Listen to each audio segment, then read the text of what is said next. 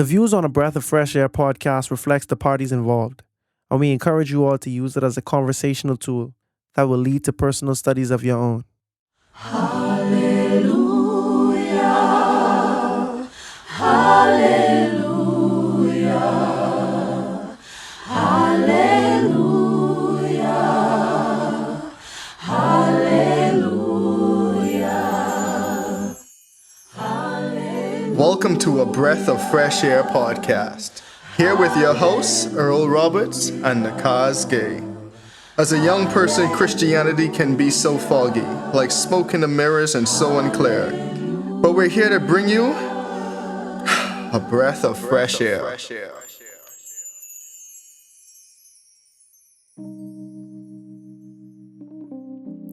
A good name is better than a good ointment, and the day of one's death is better than the day of one's birth. It is better to go to a house of mourning than to go to a house of feasting, because that is the end of every man, and the living takes it to heart. Sorrow is better than laughter, for when a face is sad, a heart may be happy. The mind of the wise is in the house of mourning, while the mind of fools is in the house of pleasure. It is better to listen to the rebuke of a wise man than for one to listen to the song of fools. For as the crackling of thorn bushes under a pot, so is the laughter of the fool. And this too is futility. For oppression makes a wise man mad, and a bribe corrupts the heart. The end of a matter is better than its begetting. Patience of spirit is better than haughtiness of spirit. Do not be eager in your heart to be angry, for anger resides in the bosom of fools. Do not say, "Why is it that the former days were better than these?" For it is not from wisdom that you ask about this.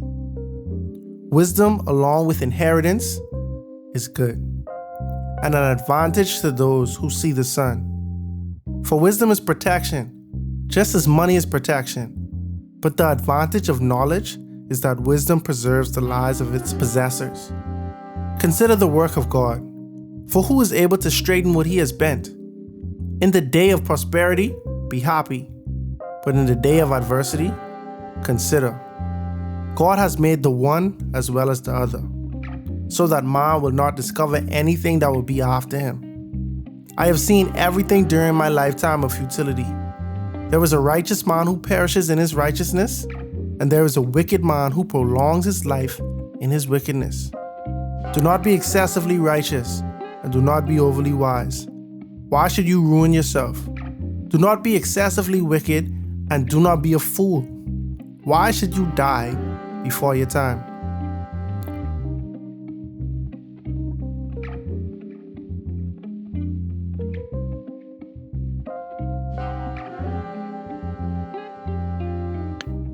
In today's episode, we delve into Ecclesiastes 7, a chapter brimming with profound wisdom and life-changing reflection.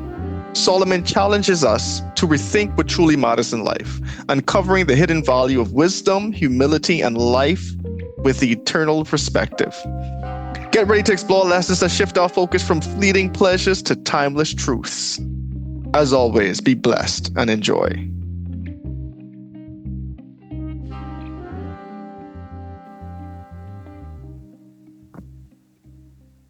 All right, welcome back.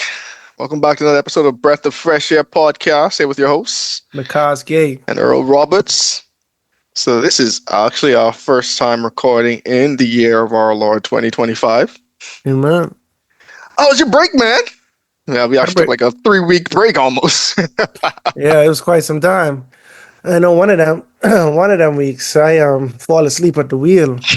The podcast didn't finish uploading, and I was sound asleep. I go to sleep before the Sabbath, you know what I mean?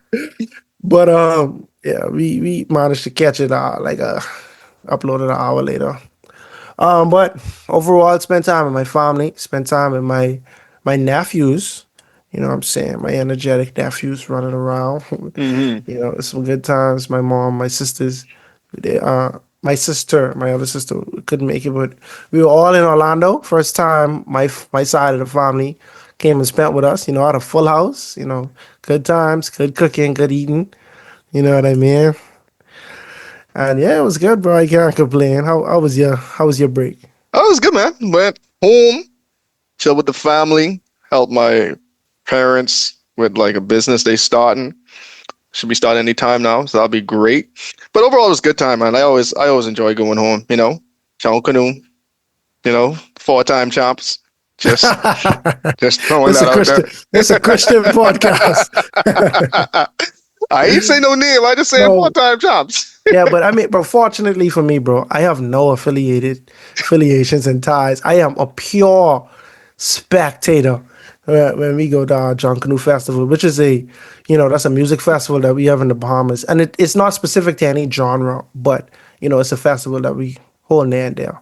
Yeah, man. But yeah, overall it was a good trip, man. Good to get to relax, spend time with my niece, my grandparents.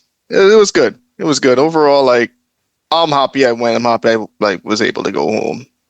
That's good, And bro. also enjoy birthday. So always pretty much just most of my birthdays are spent in the Bahamas recently. So That's good, bro. Another year wiser. so they say. So they So they say. so they say. So they say. But yeah, man. All in all, I mean, and also like I think something we could talk about briefly is like prayers up to all those people who are going through those wildfires up in California. Well, over in California. I mean, it's heartbreaking to see the level of devastation. I mean, over here on the East Coast, we deal a lot more with hurricanes, but they're not really wildfires. But I mean, a natural disaster is a natural disaster, no matter how it happens. But like, Wait, but man, it's so crazy, bro. Like you can't compare, right? But I do want to say that, and I might be saying this because on our side of the world, we deal with water, bro. You know what I'm saying? Fire consumes, bro. You know what I'm saying? hmm Like even in the worst hurricane, there are some things that are salvageable. You you see can what I'm still go back saying? and like try to save some things. Right. Like electronics, all right, that out the window, right? Perhaps, clothes or like equipment that you have, just depending on what it is. But fire, bro, like you can't make out anything. Like it Nothing goes, it left. goes away, you know what I'm saying? So, our hearts, our condolences, and our prayers definitely go out to the people in Los Angeles, California, and those who have loved ones out there. This is a crazy event. you know. Yeah, And the thing go that's for it. more crazy to me is that I remember the day I heard about it, and we hear about fires all the time, but I have I never I've only even been to the West Coast once, so I heard about it. Obviously said a prayer, and I go about my day. My social media algorithm didn't have any of that. I was actually not on social media that much because I was trying to make music. And so a week goes by and I continue to hear about it, but I had already thought that this had, I assumed that this was a day thing. Okay, it happened, it's gonna be quelled eventually, or like in that same day, excuse me, and it's still ongoing. By the time this airs, but I really pray that, what I'm saying, it is done. But it's really a travesty that's happening. So many lives impacted, so many structures impacted. You hear about people saying that, you know, their childhood home is gone. The pictures of their relatives who have passed away. You know what I'm saying? Like just the priceless moments and possessions that you have, mementos, have been consumed. So, we definitely encourage you all listening out there to pray and, to help, in any way that you Any way can. you could, yeah. Yeah. It sucks, right? Because it's just more than it's like you hear about like the fires, but it's really like I mean at the peak it was like four different fires, all consuming thousands of acres. Like you had the Palisade one, the Eaton fire, the Hearst fire, and then like the Sun Valley fire. Like it was just insane. Like you was just hit. LA was getting hit from like three different angles of fires. Yeah. Like oh my, I remember I was back home when I send when I send you and Dom and Rohan for that matter, like that pitch, like that video at LA that morning. And I was like, bro, if I wake up and I see this, I'd be like the trumpet about to sound because ain't no way the For same. I sure, ain't in the bro. empire. I ain't in the end times. Like that, just orange, hazy glow. Like that just Yeah, looked like an apocalyptic movie. I remember when maybe a year ago, maybe 2 years ago, when Toronto had those wildfires, the way New York City looked, you know what I'm saying? Like it's a whole different country basically, but like it's a state over. Has you know was so gloomy, and how like just the impact and the smoke, and these things keep happening, right?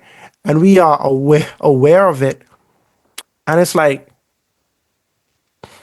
I don't want to use the word desensitized, but lack a better word, we become okay with it. It's like not alarming to us.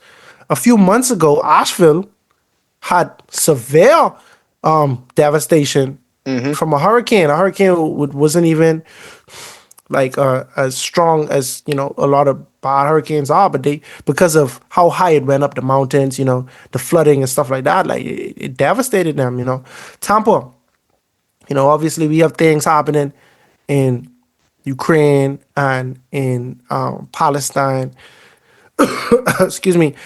And so, bro, so much things is happening constantly, bro, Mm-hmm. constantly, and it's easy to just go about your day and just forget about it, bro. Truly, bro.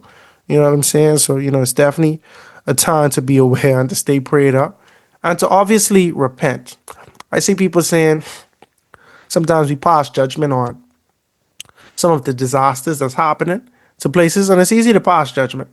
It's very easy to pass judgment and say, oh, this is as a result of God's wrath, or this is a punishment, or um, I can't remember. It was a quote that I was saying. But anyway, at the end of the day, we just finished reading Job, right? And when we just blindly, without word from God, bro, without conviction, without inspiration from God, when we just blindly say, "Oh, LA, so much gangbanging and so much sinning and da da da da. This is Mm-hmm. God's wrath," right? We completely ignore people in the Bible like Job, bro, whom all of his friends had that exact sentiment, and they were chastised by God, bro, because they did not represent God truthfully. You know what I'm saying? We have a lot of people and a lot of evidence in the Bible where the wicked have their punishment. You see what I'm saying? Sometimes God gives us object lessons to pull from in order for us to repent, right? Mm-hmm. But there are also times, specifically Job, I'm talking about, where we see bad things happen without warrant, or as which is not directly affected or related to punishment. You know what I'm saying? And so, because of that, because we have this wisdom, because we have a full understanding, right? We have evidence of both sides. I implore our Christian brothers and sisters, to operate with tact and just to be respectful and to be mindful of other people in their situations. Sometimes when we try to hammer down, oh, this is God, God, God, you could do more harm than good. You could do more harm than good, especially if God ain't tell you to say that to somebody, bro. You know what I mean? Yep. Some people just lose a lot. They in an emotional state. More a more helping hand or a more call to, repent or affirmation, or, a more affirming or endearing message, I feel like would prove to be just as helpful, if not more helpful. Yeah, lead with love. I mean, that's the prime example. Lead with love. They say even if you're speaking the truth and you don't have love, you'd want a clanking Sounding cymbal. glass, yeah, brass or tinkling cymbal, yeah. Yeah, so I mean that's the most important thing because sometimes even if it's true, right? And the guys say sometimes you meet people where they are like, hey, me helping you, showing you the kindness of God might open your heart to actually hear the message first. Hmm. And so you got to again just got to follow the Holy Spirit, man, because there are times and places where you need to come out strong, and at times and places where you got to come on. You got to show before you speak.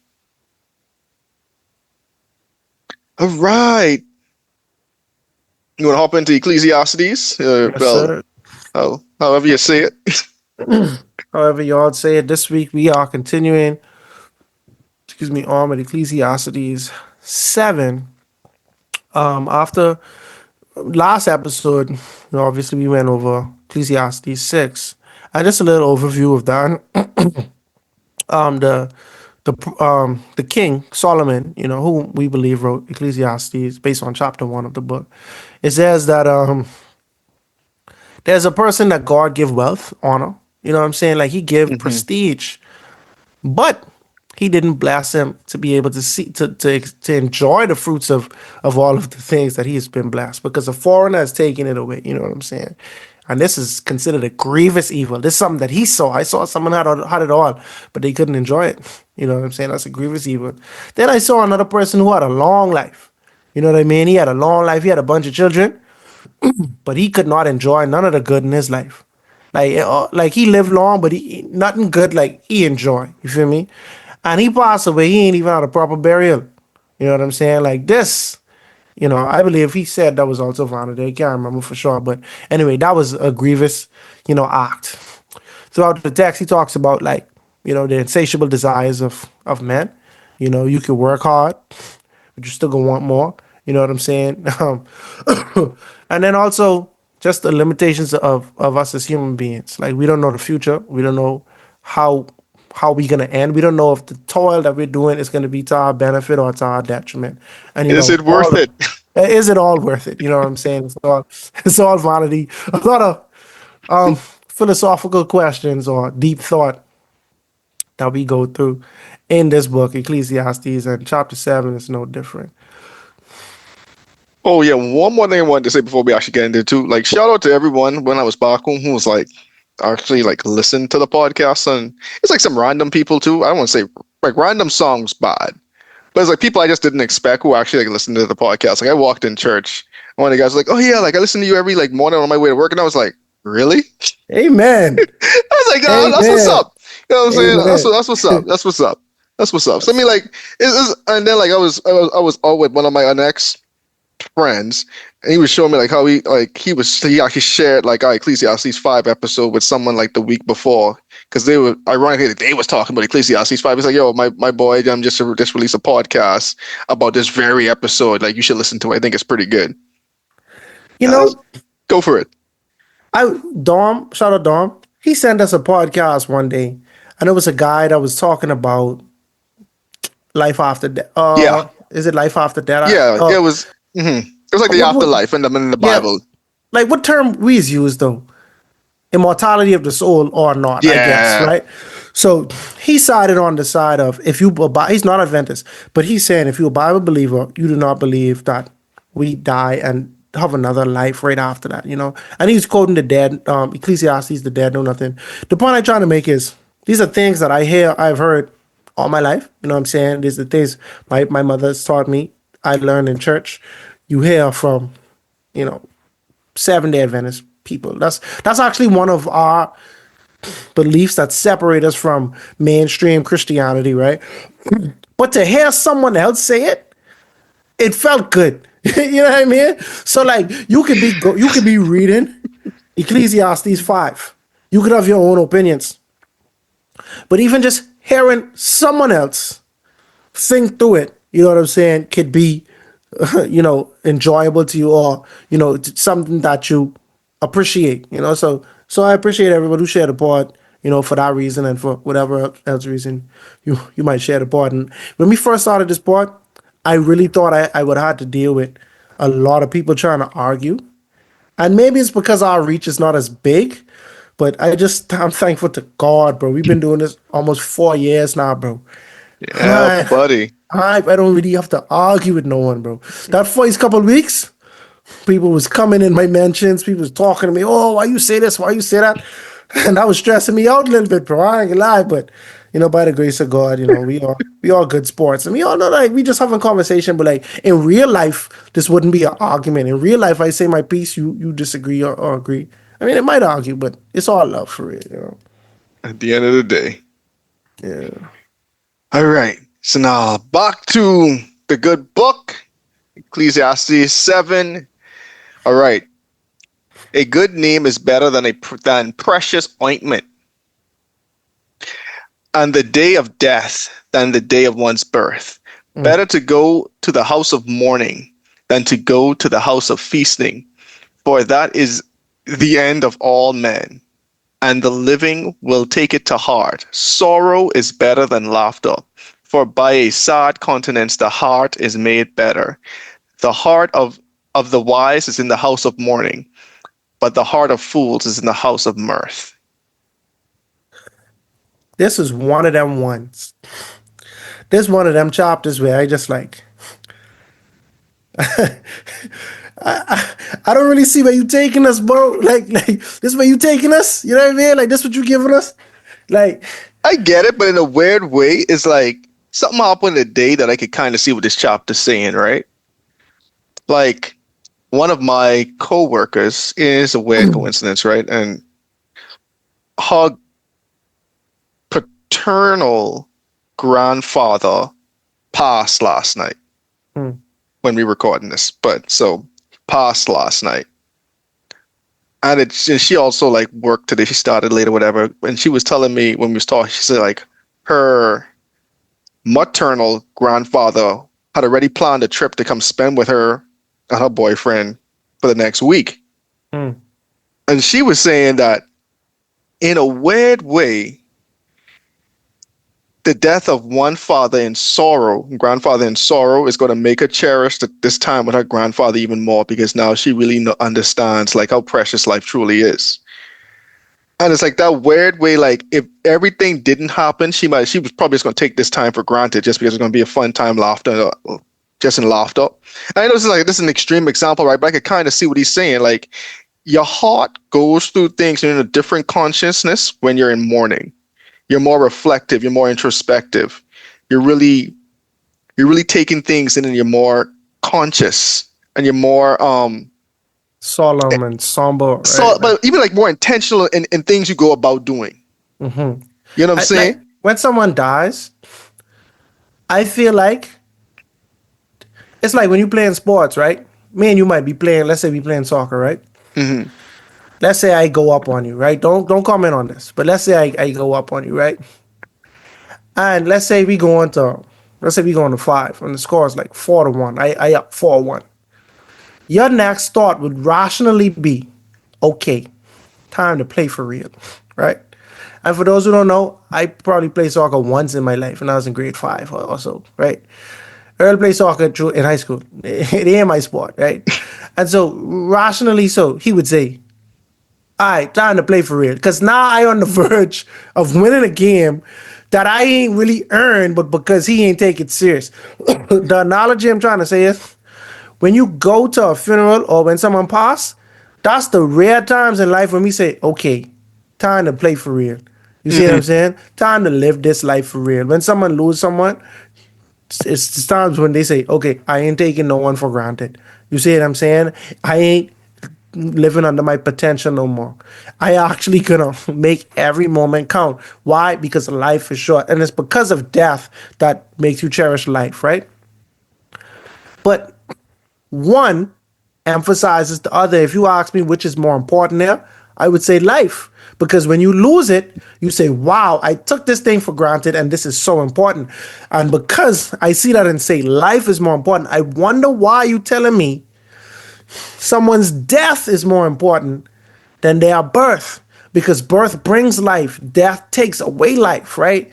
Then, okay, you might make an argument for that. But when you say it's better to go to the house of mourning than the house of feasting, I would like you to tell me why, bro. Like, why are you taking the culture here today, bro? Like, you know what I mean? Where you going with this first, dog? You know? Hey, it's a couple of things, right? Because think about it, right? At what point in your life was probably when the most best things are said about you? At your funeral. For sure. When you weren't even around to hear it. For sure. Which never made sense to me, right? And in modern times, we have this phrase: "Give people their flowers while they're alive." We could spend and the reason why that's a thing is because you go to someone's funeral, this person could have been the worst person on earth, but he ain't no one saying that because we got to respect the dead. Right. I mean, but it is what it is. Like, people say the best things about you at your funeral after you die. You know what I'm saying? Like, all of your good things are highlighted, all your bad things are diminished. Because you know why? In all reality, the bad things ain't matter no more because you're gone. That's true, bro. And I know how serious funerals are, how serious mourning is, right? I know on the scale of seriousness, you having the most fun you could have isn't as serious as a moment as you having the most sorrows you could have. It always just seemed like the sorrow just hit way more than the joy hit. You know what I mean? So, but he say sorrow is better than laughter. Why is this better, bro? Listen to It this. does, and I get it. Like I ain't agreeing with Solomon, but it definitely goes against common logic. No, but right, and that's why I struggle to understand it, because I really want to understand why do you feel like it's better. Like, I accept, I'll take your word for it, but I don't know why. Like, listen to this, bro. If I say, bro, sorrow is better than laughter, right? And you say, okay. And then I explain it by saying, for when a face is sad, a heart may be happy. But wait, hold on. Wait. A heart may be happy, but sometimes when people are happy, the heart still is happy. So I would think double happy is better than sad happy. You get what I'm saying?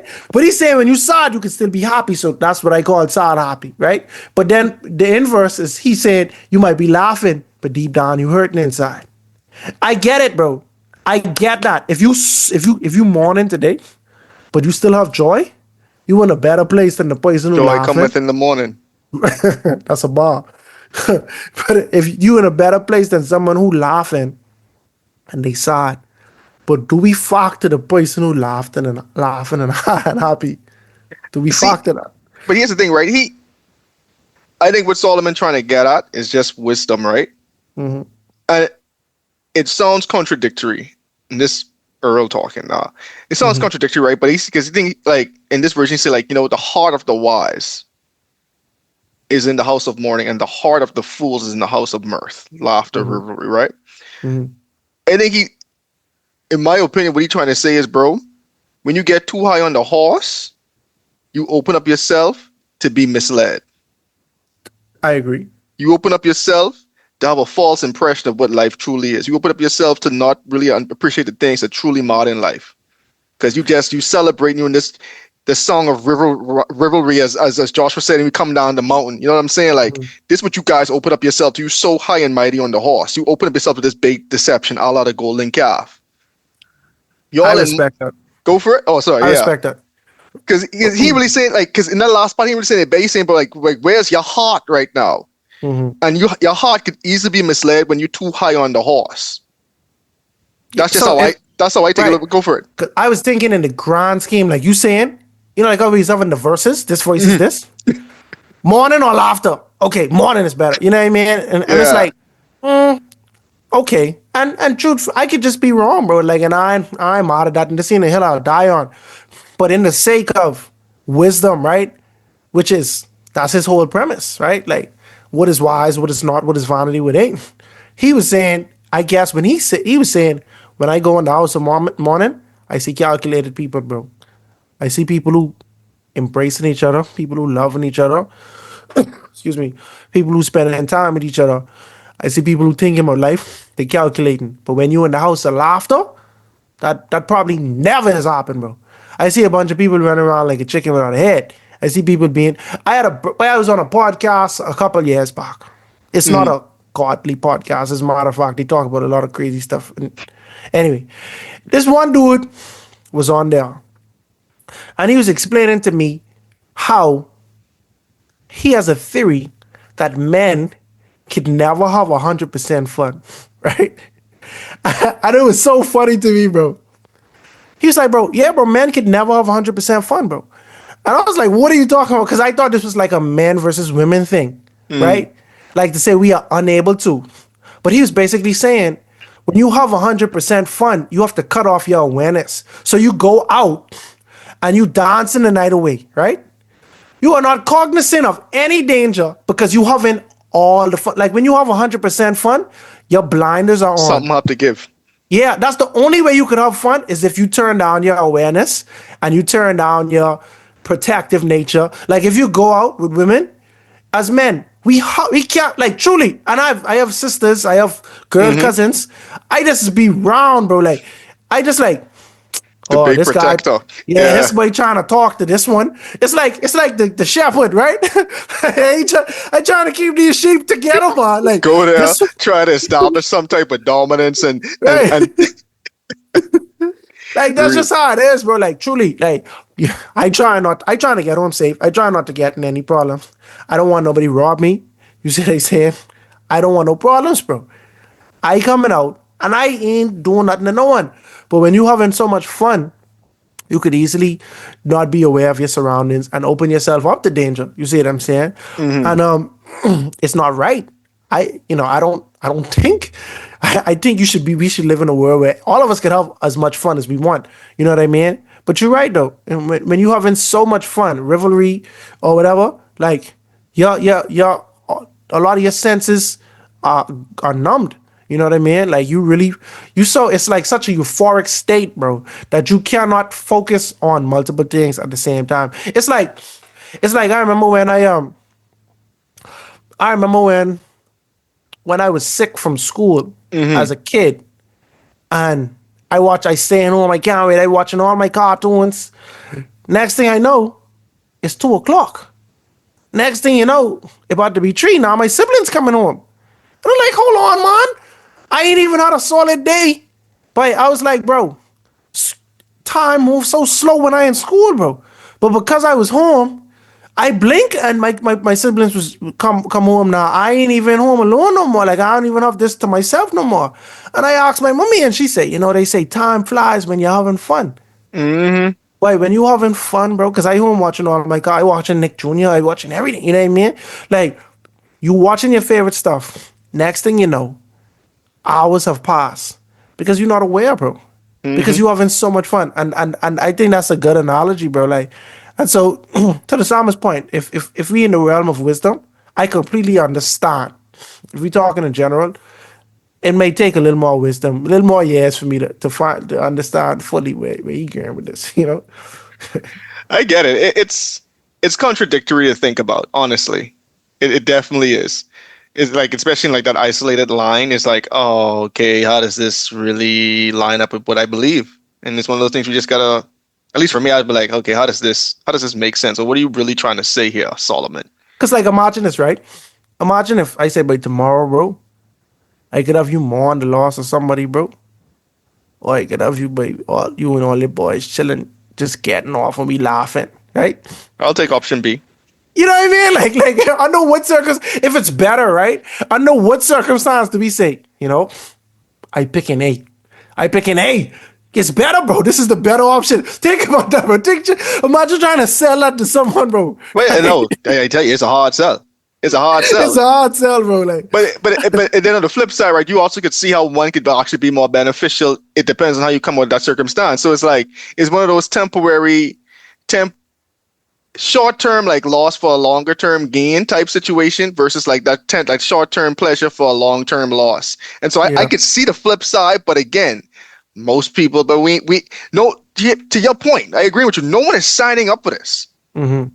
No Yeah. one is signing up for this, but at the same time, it doesn't negate. But it's like if someone had told me in 2012 to invest in Bitcoin, bro, I wasn't doing it. That's a hard sell. Come to me in 2025, I wish I did. Exactly. You know what I'm Exactly. saying? Yeah. I remember my brethren tell me, yeah, but they like stocks, but it's just like invisible money, dog. Like he ain't say it like that, but that's what I hear. Hey, he give me his best pitch. All I hear is you want me paying real money to get fake money. No, I straight. You know what I mean? Exactly. I cool, Exactly. bro. I'm okay. I'm okay. But Little yeah, did I I feel you know. though. Yeah, boy. Little did I know. You know what I mean? Like I admit I was wrong. I guess should I say, but um, I yeah, I think the better analogy would be if someone say, "Hey, if you're trying to get to this next level in life, right? And I have the opportunity, two options. You don't know which one coming at the end of that, right? But you need to lock in for this opportunity, right? Or for this like advancement in your mental or your studies or whatever, right? And they say, hey, you could go through this extremely euphoric event where you laughing, or you could go through this very sad moment. You see what I'm saying? I think you could put together which one would have what impact based on, you know what I'm saying, based on what you need to to have to achieve at the end of this. You know what I mean? But yeah, I feel you though. Hard tell. Hard tell. So now, verse 5. It is better to hear the rebuke of the wise than for a man to hear the song of fools. For like the crackling of thorns under a pot, so is the laughter of a fool. This is also vanity. Surely oppression destroys a wise man's reason, and a bribe debases the heart. I with you now. You warming up now. Like you heating up. You know, you might have shoot a couple shots. They might have airball a little bit earlier, but now you heating up, bro. This is a heat check. You know what I mean? And see, to that point, to wisdom, which one is better? It don't feel better to hear someone say, bro, and I'm speaking from my experience, it don't feel better for someone to say, bro, this song is trash, bro. This song is lazy, bro. Go back and write it, bro. I take that to heart, bro. You see what I said? But if I go back and I rewrite this and that song is a hit, now I looking at you like, oh, that's sick, bro. I so happy you tell me like that was uncomfortable for me, bro, but it was constructive. You see what I'm saying? So I guess, yeah, constructiveness, bro. Like that's what it is, bro. Like mourning is more constructive than laughter. Facts. You know what I mean? Now, if you choose not to act, if you choose to go back into your whatever, that's cool. But there's no life lesson or object lesson in the laughter. You know what I mean? Yeah.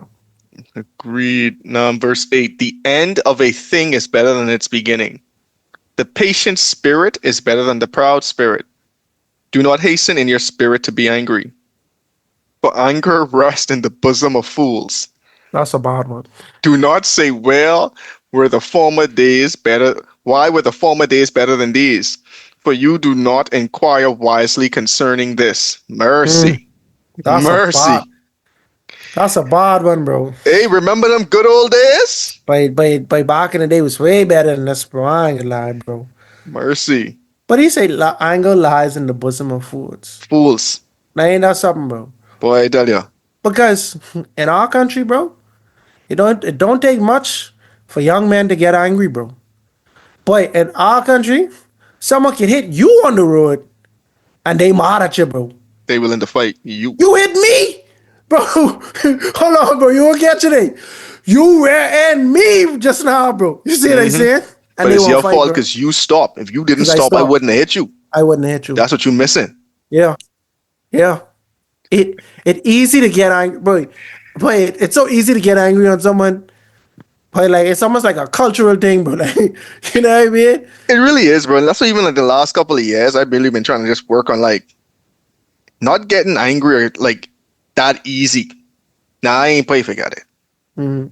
But at the same time too, it's just like half the times you realize you're getting angry, but yeah, nothing good ever happens, boy. Right. Like you're working on something, you're getting angry at it, you only can end up messing up even more, bro. For sure. I was telling my sure. sister, I was like, you getting angry, right? But you realize you've messed up even more. So you might as well not get angry because you can finish faster if you're not angry. Right. Like, Just keep it level it.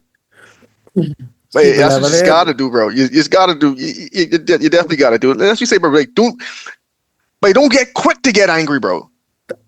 And that's the main thing. Like, so much people, like, that's like the default. Like, till you say, I hit you and I angry. Like, what you angry for? And that's half the time, like, bro, like, I feel like, especially in the Bahamas, but in general, because even in America, people just weird. For sure. They weird. People weird. That's universal, right? But like, to me, it's a problem when the first emotion in any situation is just anger over the simplest things. If anger is your default emotion, that is a problem. And you can see how foolish that is because if you default to anger, you don't give yourself opportunity to assess what is actually happening. Exactly. You see what I'm saying? You like I'll give you an example. My wedding day. There was a very big boo-boo that happened on our wedding day. The person who catered our food, she's catered events for my wife's family before. Food slapping. My wife was very meticulous when choosing that. And she was very happy about the person she chose. And like I say, before we even get married, her parents had an event, hired this woman, professional, food was good, everything, proven. On our wedding day, she was a completely different person. Now I know if she did owe the mob money and her life just was, you know what I mean, falling apart and thing. But on our wedding day, she pop up for 1 second, come through with just some random food nobody agreed to, bro. You get what I said? Like Mhm. some random food. Oh, this. Oh, my. She coming to dry cry too, because he got off a story. Oh, all the food, we get in the car accident on the way. Come to find out she was double booked. And she ain't realized that, and she only prepared for the other people. Whatever, man. My wife is get really mad if I even talk with this. But the point I'm trying to make is, I don't know this. I didn't try the food. I was in Orlando. She's in North Carolina, so I didn't really have the Mhm. opportunity to meet this lady and to test the food. So I don't know what to expect. I eat food. I was let me tell you something, bro. On your day, I know you might be different than me. I ain't really had time to eat and say, "Oh, this food was good." You see what I saying? I taking a bunch of pictures. You gotta look good. You gotta dance good. You used to start a show. You used to monitor Mhm. how. Yeah, I mean, so the food. I could have starved that day, and I probably wouldn't have noticed that I didn't eat. You see what I saying? Excuse me. But when we walked outside to go sign our marriage license, I saw a box of Bojangles chicken being served. Now I think to myself, what type of Before you ghetto say a wedding? box of Bojangles Yeah, chicken. it was a big box, right? But I was like, wait, Bojangles. I said, what type of ghetto wedding this is? I got right. Mind you, this is Mhm. my wedding, right? So, but I was starting to get mad, right? Mhm. I ain't get mad. I say anyway, I married this the woman I love. We about to start a family, a future, whatever. You know what I mean? I ain't gonna pull no scene on it, right? Mhm. The wedding planner come up. I about to start rowing now because I venting. It Mhm. ain't no fault to hers because we know who the culprit is. We know who caused. Mhm. I thought the caterer did that. The wedding planner say, "Hey, I saw how big of a boo boo this person had made. I see how food run out after like 2 tables. I own a few Bojangles. I call Mhm. a rush order, bro, so Mhm. that y'all don't go without feeding y'all people, bro." Mercy. You know what I'm saying? So now you see how anger lies in the bosom of fools, bro. If Mhm. I had run out and say, "Boy, they serving Bojangles, boy, they get out there," that would have been a slap in her face. Mhm. You see what I'm saying? Especially because she do that out of the kindness of her Kind heart. of so hot. You see what I'm She saying? going the extra mile. I Go don't on even the extra consult y'all, mile, but I bro. try to make sure people still eat at your wedding. Real talk. Real talk. And I say, I look at that and I was like, what? I was like, wait, that is crazy. And so, like, truthfully, bro, like, especially as young men, I can just keep it to the bombs because in America it's the same Let's way, say bro. by everybody, every place. They talk about the young dudes, the crash outs, and this, and that, and the third, bro. Any minor inconvenience, bro. The socially acceptable thing to do is to spaz out on somebody. Don't give nobody a pass. Don't let nobody slide. But that is a foolish thing to do, bro. When someone call you a hothead, bro, a hothead, you might as well hear them say, "You're a fool." You see what I'm Mm. saying? The truth, bro, the biblical truth. Anger lies in the bosom in the heart of fools, bro. Your heart filled with anger, bro. That's a foolish thing. And I ain't saying you ain't a wise person. I ain't saying you ain't a good person. But guess what, bro?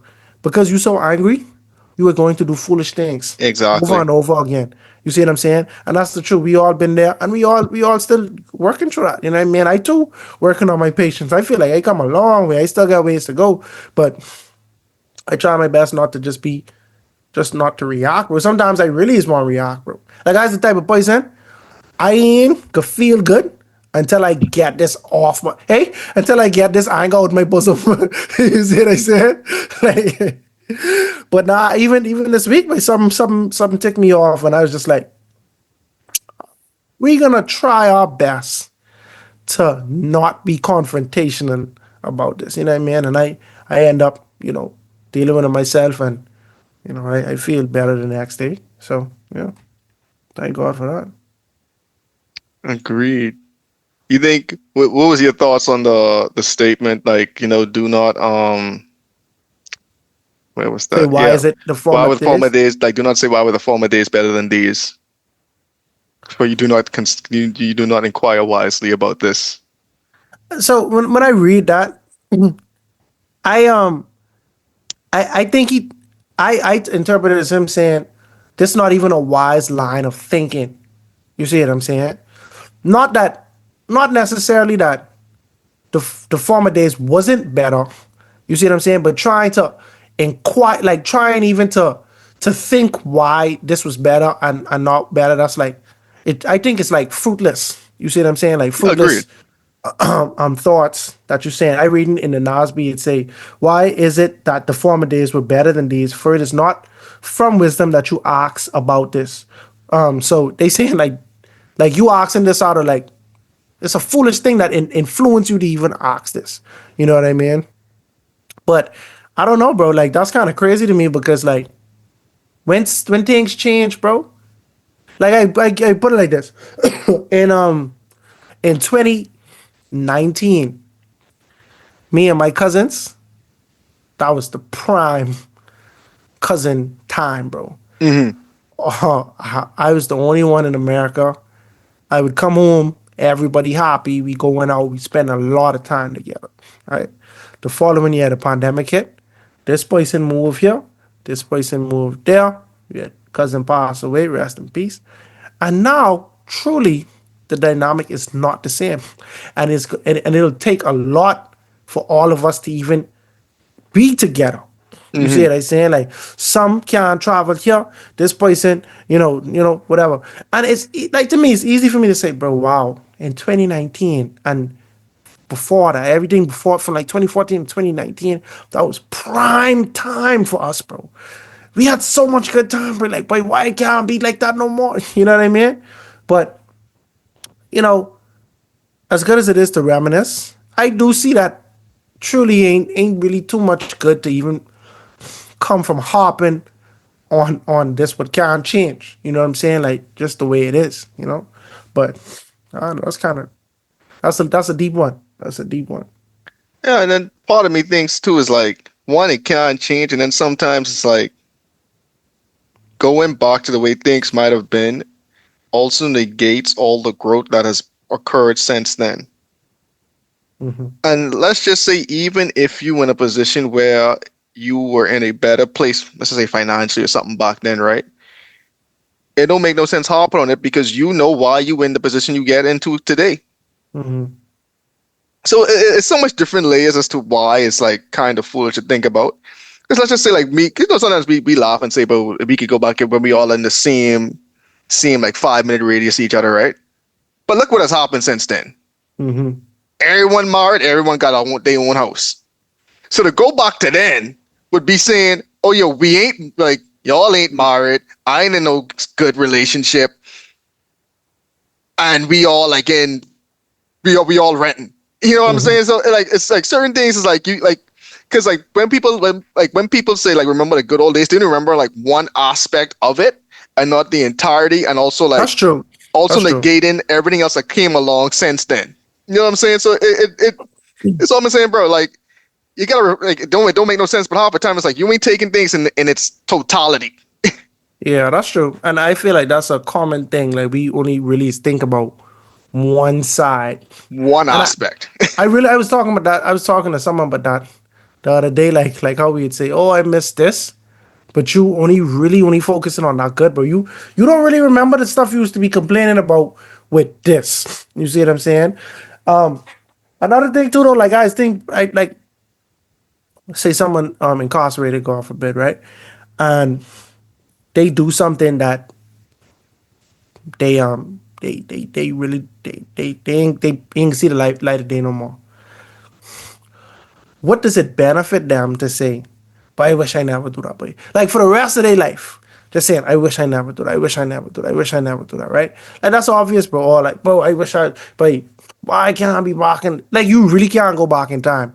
You Hmm. see what I'm saying? Like certain things has happened, bro. Like certain life altering things, I really be like, wow. If I had a time machine, I would do you a favor and stop you from doing that thing you do, bro. You see what I'm saying? Like when people get in traffic fatalities, because like they drunk driving and stuff like that, and you know they ain't a criminal. They just Hmm. made a very poor decision that had a very big impact, right? I just be like, but I wish I could go back in time and stop you from doing that and educate you on what could have happened. but it does not. It just we can't change it. You see what I'm saying? We can't change it now. The question is it wise to even hop on this thing that you cannot change, bro? You see what I'm saying? Like you could say, think about it, your past, and see how you could grow for the future, right? But to just be saying, but why, but with the good old days, man, I wish I was back there, but you can't get back there. But what benefit is that? You see what I'm saying? Besides just just a false sense of security, you know. Hmm. So we were in verse 11. Wisdom is good with an inheritance and profitable to those who see the sun. For wisdom is a defense as for wisdom is a defense as money is a defense. But the excellence of knowledge is that wisdom gives life to those who have it. Consider the work of God, for who can make straight what he has made crooked? In the day of in the day of prosperity be joyful, but in the day of adversity consider. Surely God has appointed the one as well as the other, so that man can find out nothing that will come after him. It always is boiled down to that. I think that's one of them ones where his wisdom, he was smart, like God gave him the wisdom package, right? So, Hmm. oh, you see what this can do. Like I just get into a computer, right? And I Hmm. just like, oh, this can do this can do this can do that. But I realize my computer can't, like if I hook it up to a docking station, Hmm. it can't project on more than one monitor. You see what Why? I'm saying? Anyway, that's a The conversation for process, different. yeah, the processor don't allow it to do that, right? But Interesting. like if it was a different processor, it would be able to do that. But I don't know why, because it's a better. My work laptop have a lesser processor and can do it. But whatever, Yeah, I ain't yeah. tripping. It's more than I bargained for, right? Hmm. But it's like when he get all this wisdom, it's like, bro, oh, let me see what this wisdom can do, what it can do. Oh, but he can't tell the future. You see what I'm saying? Because it's like he always boiling down to, bro, this wisdom, but you don't know what is going to happen after you. You see what I'm saying? Like, and I think that was a real thought in his flesh because early on, like I think in like chapter 3, when he was saying Hmm. how like I don't know if my son could be a fool or not, bro. You see what I saying? Like, excuse me, I given this inheritance to someone who I don't even know what they could do. But one thing that was interesting to me is that um, what do you say? Verse 14. In the day of prosperity be joyful, or further up. Is it that? No, verse 12 actually. Hmm. For wisdom is protection, just as money is protection. But the advantage of knowledge is that wisdom preserves the lives of its possessors. When people think of money, it's always the love of money is the root of all evil, which is often misquoted To just as some money. yeah, money is the root of all evil. You know what I mean? Like people say, but money is the root of, and then people just retort to that, bro. Money ain't the root of all evil. Evil, not having money is the root of all evil. It's like, bro, we never say money was the root of all evil. We never say that. But Hmm. but notice how Solomon makes a distinction. Last chapter, and even the chapter before, if I'm not mistaken, he talks about people that love um what's he called? Increase. If you love increase, you will never be satisfied. Hmm. You see what I'm saying? If you love increase, you ain't gonna sleep at night for real, bro. Because you just could be thinking about how you could get more and more, right? But now we say we have money is protection. Is protection wrong? Because you telling me wisdom is protection and money is protection, right? So it's good to have these things. You just made a comparison between money and wisdom in that it protects us, right? You went forward to say, but knowledge, Hmm. you know what I'm saying, preserves the lives. You have knowledge that could preserve your life type situation. But one thing is for sure, money in and of itself is not evil. You love it, that's the root of all evil based on the Bible. But based on Ecclesiastes, specifically in context, if you love that increase, you never can be satisfied. It's flaws that come with having that love. But Hmm. this thing is advantageous to you. You know what I'm saying? This is a tool and this is a resource. And I just wanted to kind of plug that in there. Hmm. I agree.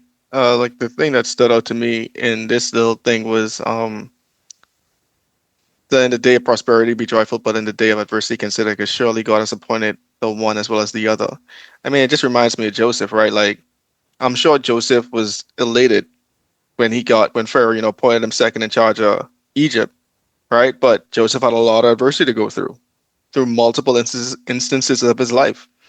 And we know how the story ended, so we know like God took him through these adversities, right?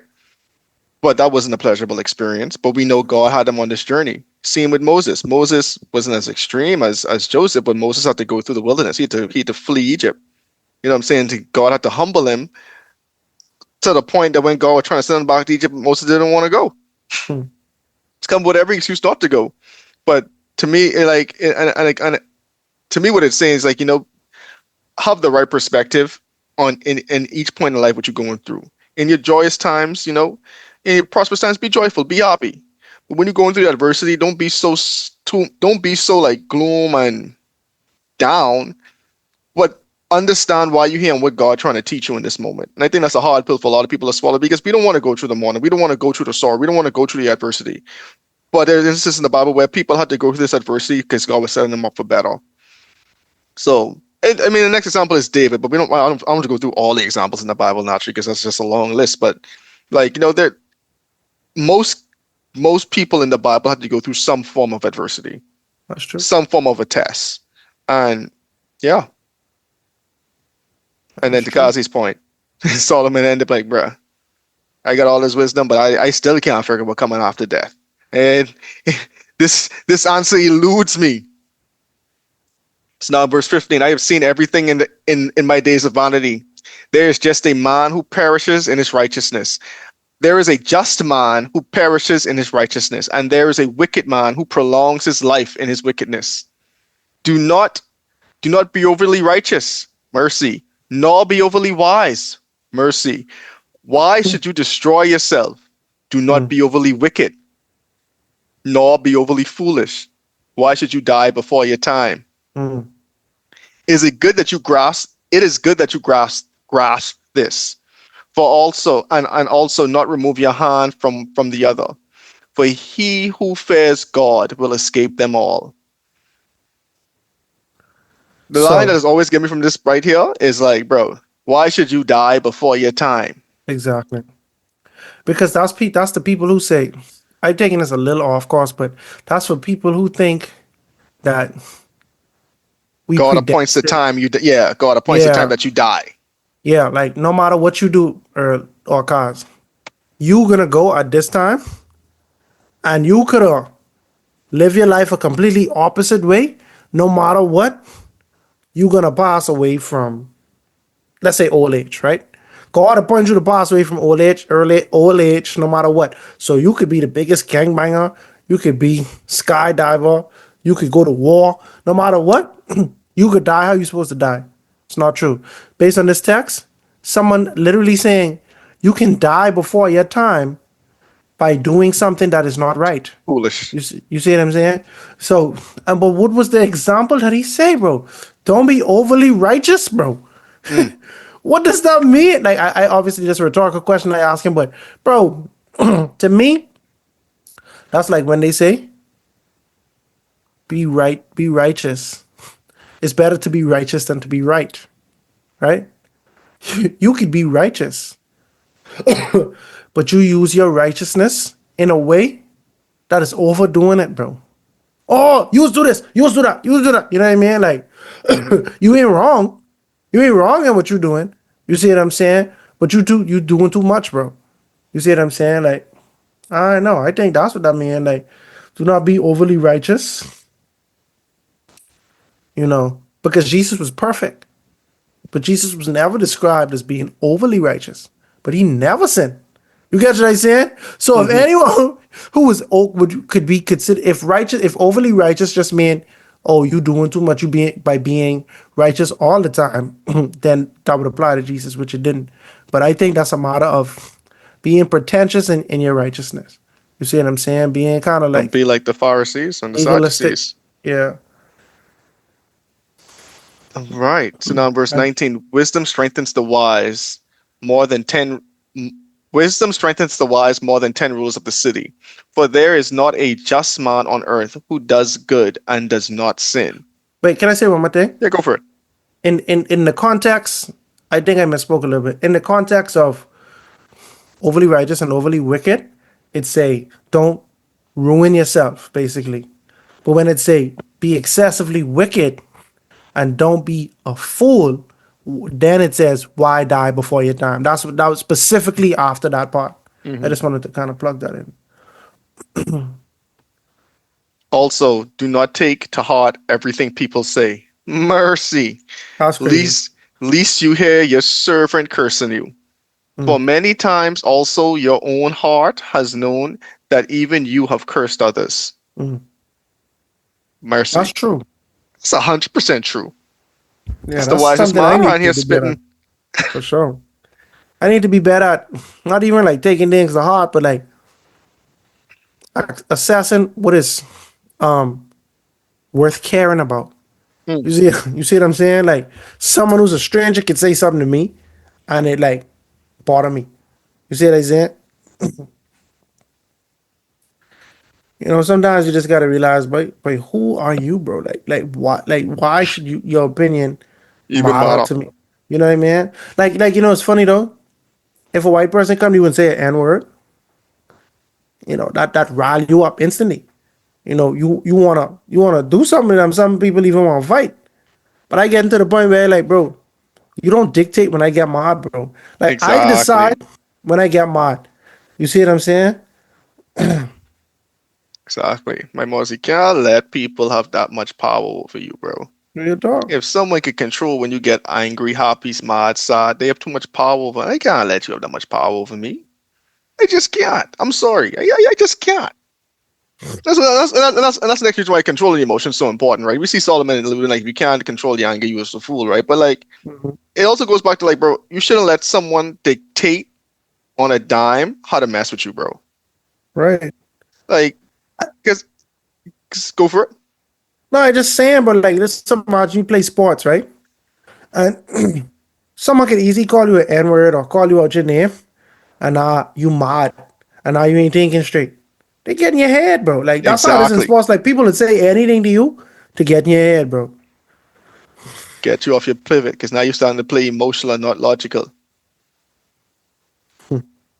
But it's also like you say, man, if you really take everything to heart, you even hear your servant cursing you. But guess what? How much times you've been talking about people in your own heart? Yeah, Exactly. that's a serious thing right there too. Yeah, but we all been there. That's a human nature thing, bro. Like, and but let me tell you something though. As what certain people very critical of others, bro. Hmm. Like they critical of anything, but like they can't say nothing good about certain people. It's just like you just want to laugh at them no matter what they do. Hmm. They could be doing their best, bro. Like they could be living their own life, but like especially celebrities, people have a lot of comments about celebrities. Even outside of the good or bad they do, they just critiquing their performance. Or you only scored this much in the basketball game. You know what I mean? Like some people don't factor in, bro. But you could have had a very bad day. Like you could have lost somebody. Like you don't know what's going on with people personal, but people always, hey, you ain't do this. Like always critical. But Hmm. I find that a lot of people who are super critical don't have to do some stuff. Like you never had to sell something, or you never had to be a public facing person. So that you lack Awareness. awareness, bro. You lack that awareness, so you have an unrealistic expectation of people. You see what I'm saying? And the inverse is what the author is saying today. He's saying, bro, because you have critiqued people, you can't take critique in the heart, bro.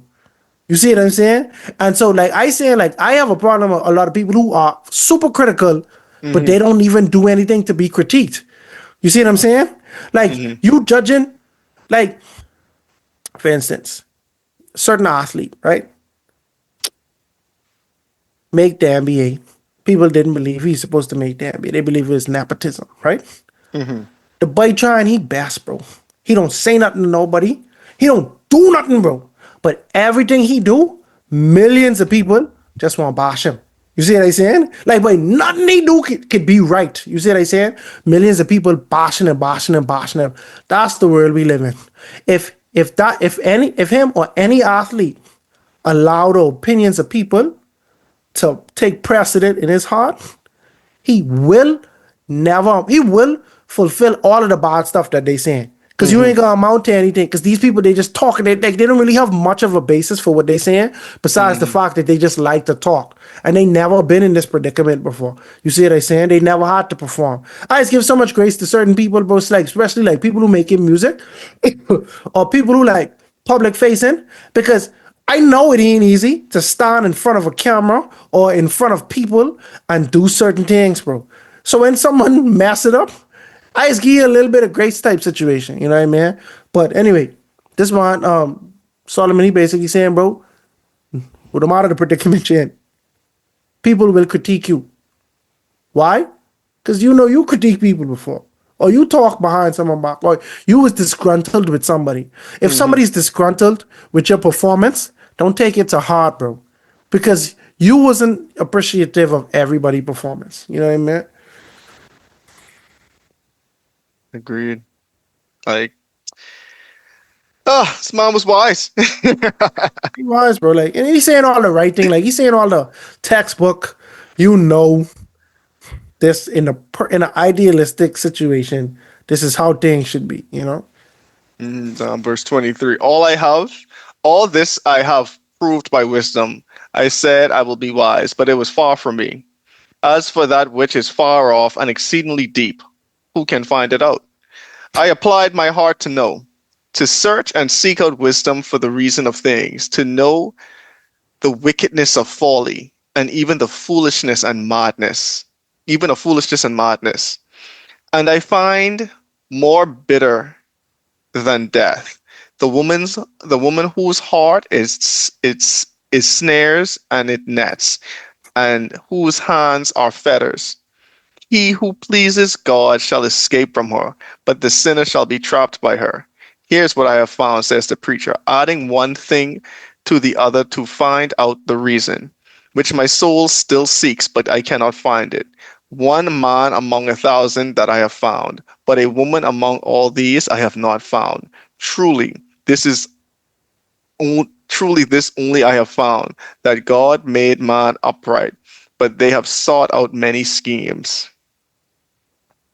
I would love to hear my co-host's opinion.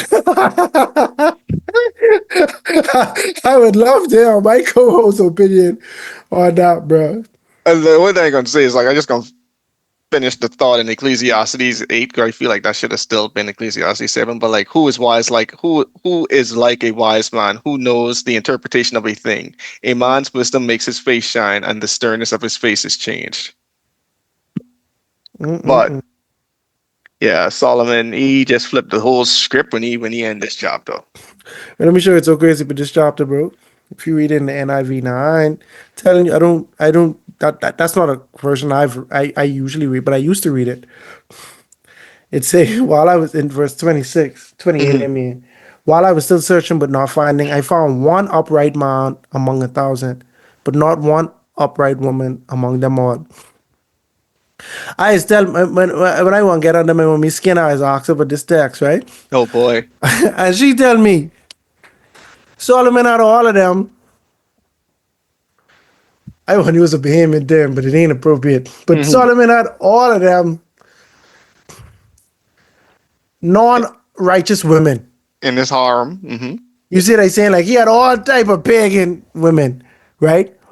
This is my mommy, this is a defense.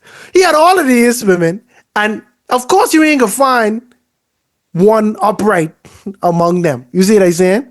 That could have been a specific situation he talking, although I don't really think he talking like in just an isolated instance. I think he talking in general. Solomon, yes, the verse before, he was starting to say, bro, what he was saying, death is like, he said something that was worse than death is and I discovered more bitter than death, the woman whose heart is snares and nets, whose hands are chains. One who's pleasing to God will escape from her, but the sinner would be captured by her. He like, bro, I could be real. Worse than death, bro? Like, think about that. I think he might even be saying this the worst thing you could run into. A woman who's a snare, bro, to you, who's a trap. But only the righteous can come out of that, bro. You see that? I might as well tell you, bro. You know what I mean? And then he gone on to say, I have discovered this, says the preacher, adding one thing which another two find an explanation, which I am still seeking, but I have not found. I found one man among 1,000, but I have not found a woman among them all. Behold, I have found only this, that God made man upright, but they have sought out many devices. Now, this could easily be considered the most misogynistic text in the Bible, right? This is one of them that I truly don't know where he taking us with this, right? But at face value, is the man saying that he has not found a righteous woman?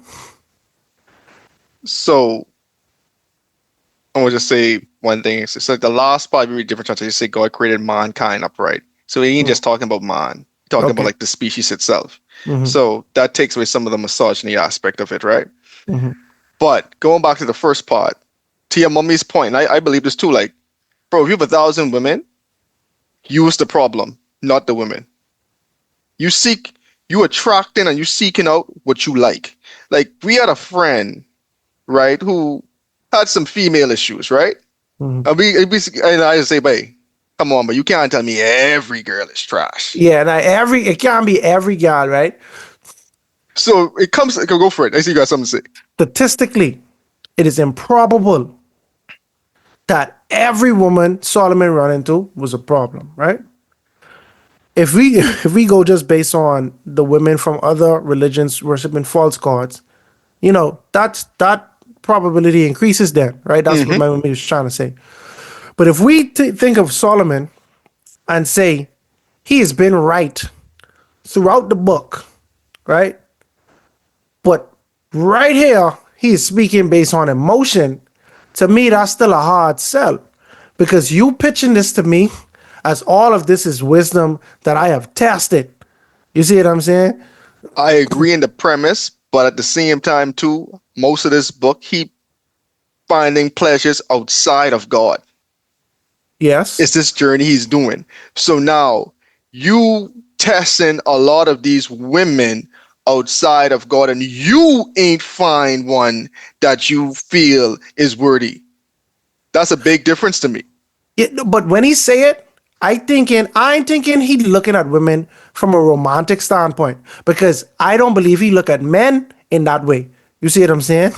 I think he's saying, bro, out of 1,000 men I come across, bro, but only one of them I could trust and one of them righteous out of 1,000, right? Percentage wise, right? And now, but he say, out of that same sample size, I ain't find none on the women's side. Now, it could be for many factors, bro. But I just wonder why you say this so definitively. And for those, and let me finish my question, because I was being a little facetious earlier when I asked you the question. I say, when I was saying, is he saying that no woman is righteous? I want to hear your answer. But my retort will always be, that does not line upon line, precept upon precept with the Bible. You see what I'm saying? We have righteous women. We got Deborah. You see what I'm saying? Who is in the Book of Kings. We have Hannah. You know what I mean? Also Deborah's in Judges. I'm sorry. She was a judge. Hannah in the Book of Kings. You see what I'm saying? The mother of Samuel. We have the mother of Mary. You know what I'm saying? We have a bunch of Marys. It's the same man who also wrote, he who finds a wife finds a good thing. Right. And obtains favor from the Lord. You know what I mean? So like this text always has confused me when I come to it, bro. And that's why I have to laugh, bro. Because when I first read it, it was in the NIV. I was like, bro, what is this man talking about, bro?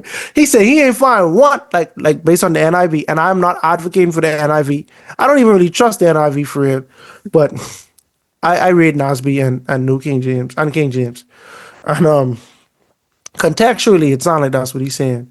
But yeah, I mean, because honestly, all I read from it, because just if you go from like verse 26 down, it's like he trying to say, bro, in your journey, the wrong partner can be a snare to you. For sure, the wrong partner can and will be a snare. You need to have wisdom when you discern when you discern and when you having discernment with who you choose. And again, it's extremely hard to find a good woman. I think he was really trying to drive home that point. Yeah, but it's that fuck, bro. That's what I'm trying to get to. Because let me just to him it might have been. That's my thing. Is like in his 1,000 sample pool of women, and that's the thing about it, right? Because the man literally had 1,000 people, right? And half of them was snatched him because they was people from different nations who he chose in his unwise act, if you ask me. Yes. So we could see times when he acted out of non-wisdom, right? Pure pleasure. Right, but we could say that we being only a fraction of wise as the wisest man that ever lived, know that you're supposed to learn from your mistakes and from the mistakes of others, obviously, right? But if you're making mistakes, learn from it. That's the wise thing to do, or whatever, right? I believe, go for it. Finish your point. I want to believe that when he write these things, he writing from being reflective. You see what I'm saying?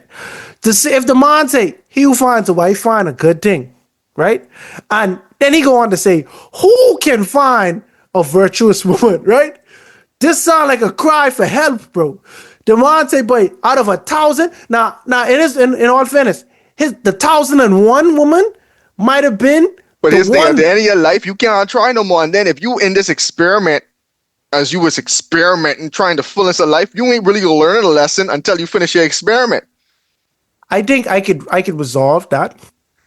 This may be literal or hyperbole, but it's not saying that no woman is righteous. Obviously, that wouldn't align with the Bible. And obviously, we know women. I know women who like more devout, you know what I mean, than a lot of men. And to me, this lines up with the last part. He's saying, like, bro, I know God has made mankind upright, depending the version you read, we talking about the species entirely, but we seek out schemes. That's true. You know what I'm saying? So, like, when you like, to me, that's how it all lines up, bro. Like, bro, we were made righteous. Adam and Eve wanted to eat from the tree. We know in our heart what we should be doing. We choose not to do it. That's just the reality of the matter. Like we all find ourselves doing things we shouldn't be doing and not doing what we should be doing. You know what I'm saying? Like as a species, this is a thing. Like we were made righteous. So in Solomon here talking into hyperbole, but I think he really trying to like drive home this point. Like, bro, find a virtuous woman is a hard thing and then even find a righteous man, because again, even though he kind of made one seem more impossible, but think about it, 1 in 1,000 still is a ridiculous stat. Yeah. 1 in 1,000 still is a ridiculous stat. You know what I'm saying? Yeah. Like, bro, like, you know what I'm saying? Like that to me, that's still a lot of people you gotta go through before you find one. Yeah, but I wonder, like, it's ridiculous, but to me, if right you'd now, asked me, but here's the thing, right? I might have said something around that number. You have in a mindset of millions of people being in one city. Okay. Ancient times, that was not the case. Yeah, I feel you. You know what I'm saying? So, like, in the time this was written, that's a highly unprobabilistic number, bro. Yeah. I feel you. Because they might have only had like 40 times. Because we that's do like say, they show them but that's like saying we trying to go to San Salvador and find one person, 1,000 people. They ain't even got 1,000 people there. So we literally might not find what we're looking for. True. Based on the statistics. Yeah. You know what I'm saying? Like you go from town to town. But think about really think about like back in them days to get 1,000 people, bro. How much times you might have to go through to find what you're looking for? Yeah. If Solomon was here today, I would say, okay, none out of 1,000 for the women, right? But how much out of 2,000? Because I'm trying to see something right now, bro. Oh, like, how much out of 1,000,000? How much out of 1,000,000? Because that might help me. Because that's what I'm saying. Like he might have said, out of 1,000, I find none, right? Because like to say it's less than the 0.001 or whatever percent or like whatever, right? And he like, but nah, if you open that pool a little more, out of 2,000, you might find one. You see what I'm saying or whatever. Like, and the point there being is that I have found more righteous men than women, even though finding a righteous man is very hard to find. You see what I'm saying? And let me just be fair. Like as I think about this a little more, he didn't say it's easier to find a righteous man than to find a righteous woman. He is saying, I have discovered, meaning this is specific to my research, You see what I'm saying? And so I guess I kind of approach this a little because I approached this thinking that he was saying, "Hey, this is," because all throughout the chapter he was saying it's better to go in the house of mourning. It's better. He was speaking definitively. Mhm. Here, there was nothing definitive. There wasn't even a statement. It was more so an observation. Hey, I notice one out of 1,000, and I notice none out of 1,000. Do with that information as you will. But when I read this, I just like, bro, this is so off-putting, bro. Like if you read it by itself, it, some people really like say like the Bible really so patriarchal, bro. Like they don't care Mhm. about women, the way they treat women, this and that. A text like this, it don't really help a little bit. You know what I mean? But I think when we put together the rest of his writings, right? Who can find a virtuous woman, right? He who finds a wife finds a good thing. Mhm. He obviously saying, bro, don't take for granted finding a good wife because it ain't easy to find. And I saying this because I ain't find it. And if I find it, y'all would have know. Y'all would have know I would have been talking, I would have been bragging with my one good wife. You see what I saying? Or my however many, because I wanted plenty. I wanted 1,000 good wives if you ask me, but Mercy. Hmm. I strike out. You know what I mean? And I guess I gotta give my mommy a little more props because that was her synopsis of it. I thought she was being a little facetious a little bit, but he ironically had 1,000 women. You know what I mean? And but I didn't look at it like that because obviously I ain't looking at the men like that. You see what I'm saying?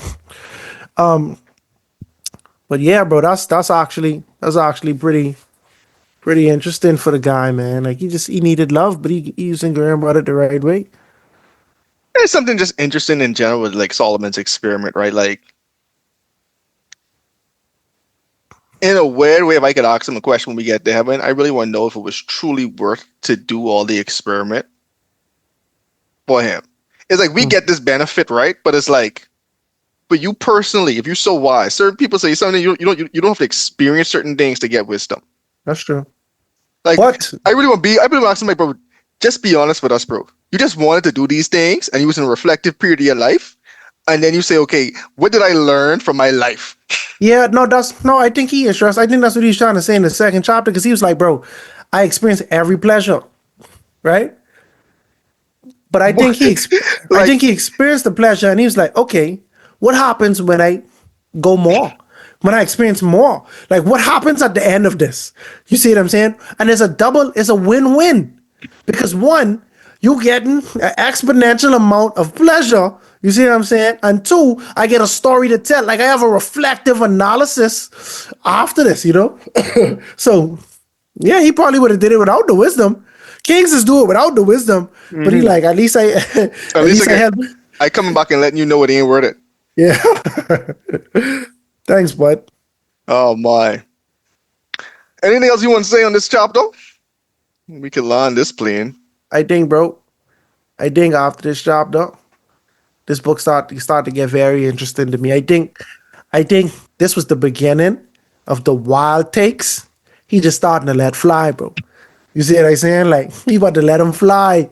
After I was waiting for this chapter, bro, because this chapter always used to like, because like I say, I used to read NIV a lot. When I read this book the first time I read NIV, and I Hmm. just was like, why you do that though? Like, why you saying that, bro? You know what I mean? Hmm. Why you think that probably? But yeah, I think he about to say a lot of little interesting things. Like he even start off this chapter saying little stuff where like, what you mean, bro? What you mean? It's better to go to the house of mourning than the house of laughter. What you mean? The ending of something is better than the beginning. What are you saying, bro? You know what I mean? Like I mean, I know that might be true though. That might be true, but I don't know. I take your word for it. I take your word for it. You know. So yeah, brings end to this episode. Yeah, man. Let y'all just know Solomon. He didn't really, in all his wisdom, he wasn't really pleased with the level of righteousness among the people in the land, male and female. Also, also Solomon feels like it's the house. It kind of remind me of the dude who like is take things too serious. You see what I saying? All this laughing and thing, but I rather, but even better to be around crying better than laughing. Like, he was locked in on life, bro. Like, he was locked in on this wisdom thing, bro. Like, he doing the case studies. I studying every pleasure, bro. I taking a note of these fools and these kings and all of this stuff, and I just writing everything, bro. But I think one of the texts that kind of like stood out to me the most, like the most like memorable thing that really stuck with me, is the being overly righteous and also being overly wise. You know what I'm saying? Like, obviously, I'd almost go without saying, don't be overly wicked and don't be a fool. You know what I'm saying? The Bible is very like Mm-hmm. forthcoming about that. But don't be overly righteous, bro. It just kind of go to show, but balance, bro. This book talk about a lot of balance, bro. A lot of balance. Another thing that stood out to me is the woman he talked about, bro. That's a snare, bro. We see throughout the Bible women have ensnared men, right? Some of them, like in Eve case, it wasn't her goal to ensnare him because she obviously was deceived. And because she was deceived, she went to Adam thinking that she was talking the truth, but she had been deceived. You know what I mean? But she was a stumbling block. You know what I mean? You have, anyway, we have examples of, my boy Samson, my good brethren. That's You know, what we come to got, mind too. yeah, but I was thinking about Judah because Judah, his daughter in law, Mm. she ensnared him, but he was being wrong. You know what I Mm-hmm. mean? Yeah, But it just seems so easy. You know what I mean? It just seems so easy to trap him. You see what I said? Like as soon as she set out to trap him, she trap him, but that was that. And then she blackmailed him. You get what I said? Like, you know, we see Potiphar's wife try to do that. You know what I mean? Like we see instances in the Bible where it is somebody that has try their best to deceive, and you see how men are like just easily weak. You know what I mean? Like we know, but so much people like in life, bro. Like that's why people so like apprehensive even against like the thought of gold digging. Like Mm-hmm. men in this generation, like they scared of gold diggers even when they don't have no gold. They might not have no money, but they thinking, oh, this one only want me for my money. What money you even have? You know what I mean? But we have that mindset like we need to protect ourselves against that because it's like we see how bad certain people is scared do. You know what I mean? And Solomon was saying, bro, certain woman, bro, who set out to do this, bro. But you done. But unless you was, but like he didn't say the righteous man, he ain't even get ensnared. He said the righteous man can make it out the snare. You see what I saying? You still can get tangled up, bro. You know what I mean? And that's his observation, bro. And obviously, this a man who he might have get ensnared 1,000 times for all I know. You see Mercy. what I say? Because it's still to this day, I don't understand what the wisest man had so much That's my for point. foreign women who, you know what I mean, was so destructive to his religion and to his relationship with God. You know what I mean? It don't make no sense. But one of the many truths that we learn in the Bible is that because you're wise, that don't mean that you're actually applying the wisdom. Mm-hmm. You could know better and not do better. Jonah, for example, Jonah know God was can spare Nineveh if the if the Ninevites repented. So Jonah tried his best to make sure that they don't repent, and the only way he could do that is by stopping them from even hearing the word of God. So God told him the word, and he chose not to tell to spread that message because I know God gonna save them. And so I know better and I'm choosing to disobey God. You know what I mean? We have a lot of people in the Bible who have chosen to do that. You know what I mean? And Solomon is no different. He gave us all this wisdom and he ended up not following direction. So now he at the end of the chapter, being reflective, but it even still shows some of the things that he had to learn the hard way, I'd say. And so tune in next episode, as we focus on Ecclesiastes chapter 8.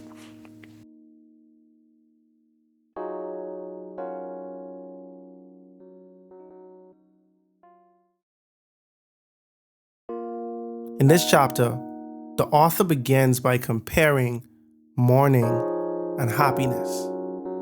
He concludes that it is better to be in the house of mourning than the house of rivalry and laughter, because sorrow and mourning can lead to deeper reflection and growth, often being more beneficial than constant laughter and pleasure. Solomon also advises us not to be overly wise or righteous, or we will ruin ourselves, and in contrast, not to be a fool or overly wicked, because we will die before our time.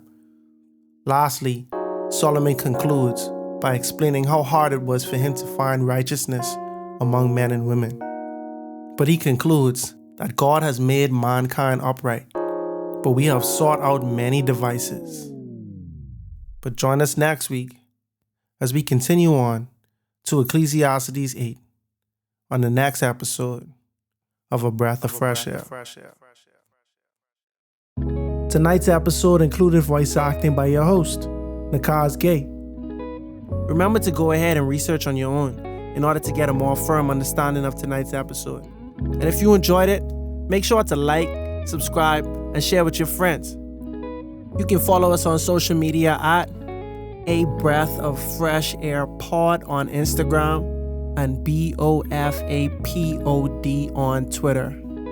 Thanks everyone, and we'll see you next week.